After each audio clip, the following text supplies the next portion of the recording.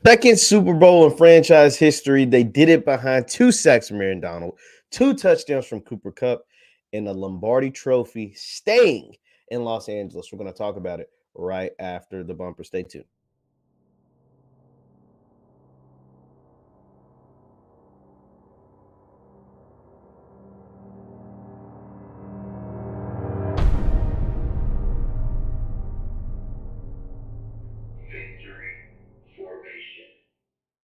So fly and so fire. What is going on, everybody? My name is JeffLightsyJr with the Black Boss Channel and Victory Formation. Thank you guys for tuning in. Be sure to hit the thumbs up button, like, share, subscribe, and the notification bell because we upload every single day. Now, the Los Angeles Rams are your Super Bowl 56 champions. This was capped off after a wonderful, amazing halftime performance by Dr. Dre, Snoop Dogg, Eminem, Mary J., Kendrick Lamar, 50 Cent. It was lit.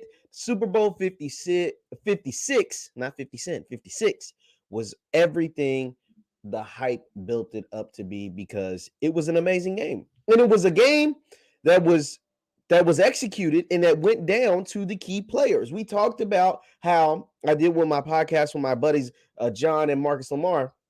We talked about, at least I did, spoke about how the superstars for the Rams need to play like superstars. And the superstars for the Rams played like superstars. And I'm talking about Aaron Donald and Cooper Cup. And before he got hurt, OBJ. OBJ was a contributing major factor. Prayers up to OBJ. It looks like from the early reports is that he may have torn his ACL on that non-contact injury. But before he went out, he had over 50 yards catching in only 2 catches, and he had a touchdown. Cooper Cup had 2 more touchdowns. Aaron Donald had 2 sacks, and it was really 3 sacks. That last one, they didn't give him a sack. It was a pressure, but 2 sacks. He was in Joe Burrow's face the entire second half, specifically that fourth quarter. Joe Burrow was sacked 6 times on his last 21 dropbacks. Joe Burrow was sacked 7 times for the game. Joe Burrow was sacked over 70 times this year, and so that lets you know what the Cincinnati Bengals need to go out and work on. See, the Bengals, when they went into the draft last year, we knew that they needed to fix their own line. But Jamar Chase was sitting there. And we can't knock the hustle, can't knock the pick at number 5, taking Chase over Penei Sewell or taking Chase over some of those offensive linemen that were there early in the draft at number 5 overall. Because the Chase pick, cha-ching, it cashed in. You got Rookie of the Year, one of the best statistical receiving years for a rookie ever. One of the best statistical receiving categories for any player, let alone just a rookie. And he happened to just be a rookie. And they are going to be a great duo, Chase and Burrow, that is, moving forward.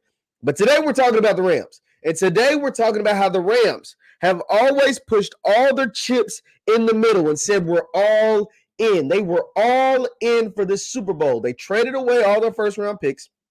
With every single first-round pick, they trade those away to get them a superstar. They got them a Jalen Ramsey for first-round picks. They got them Matthew Stafford for picks and whatever. They went out and traded and got Von Miller for a couple of second-round picks. They went out and traded for OBJ for little to nothing. And then you draft your homegrown guys, the Cooper Kupps of the world, the Aaron Donalds of the world, and they make plays for you. And the Rams have always been all in, and it worked out. With their combination of their mantra, their aggressive nature of being all in, and their head coach and Sean McVay being one of the brightest young brains in the league, the man just became the youngest winner head coach in a Super Bowl, and this is the second time he's been there. And the last time it was 3 years ago. So he learned from his mistakes, losing to the Patriots, losing to Tom Brady, losing to Bill Belichick, and he learned from those mistakes. He went out there and got him the quarterback that he felt that could help him win the Super Bowl, and Matthew Stafford getting rid of Jared Goff, trading away a first-round pick with that, and he said, okay, we're all in. We're going to add OBJ during the season. We're going to add Von Miller during the season, and we're going to make a run for the Super Bowl. We have a receiver that is putting up generational numbers in Cooper Kupp. We have a defense that has a couple of generational style players in Aaron Donald and Jalen Ramsey. We have complementary pieces in Von Miller and Leonard Floyd. It's time to win a Super Bowl, and that's exactly what they did. They had to slay a dragon. They had to slay an underdog dragon in the Cincinnati Bengals who never gave up, who never had any quit, who always had fight, but they were able to do it. Zach Taylor for the Bengals played some conservative ball down the stretch. Not being able to get, when you get it's 1st and 10, and you get 9 yards on first down, and the next 3 plays you can't get 1 yard, you don't deserve to win the Super Bowl. The Bengals, it was 1st and 10, the game-winning drive. This is the drive to go either tie it up or win the game. You got over a minute left in the game. I think it was like 1:30. So you got 90 seconds in the game. You have 2 timeouts. You get 9 yards on first down. You can't get 1 yard over the next 3 plays. Second down is just a throwaway. 3rd and 1, you try to run some IGP run. Joe Mixon had some great runs. Joe Mixon is your best running back. And instead of running Joe Mixon, you run some IJP run, who Aaron Donald is able to tackle while pushing the guard back.